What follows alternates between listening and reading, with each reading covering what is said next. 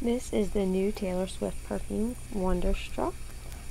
Just recently was put out on the market. I bought mine at Macy's, but you can purchase it online. It smells good. I love the top and the bottle. Cute little charms hanging from it. Retail price is about like $64 if I remember correctly. Like I said, I think it smells good. I love the bottle. Unfortunately, the smell doesn't stay on too long or all day, but it's Taylor Swift, and I'm a big Taylor Swift fan, so I guess that's good enough reason to collect it. But other than that, don't expect the scent to last all day, but initially it does smell good.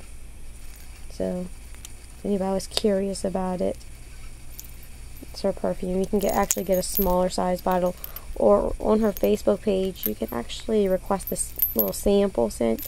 You go to Taylor Swift's Facebook fan page, and you can check it out, see if it's something you would actually like for yourself.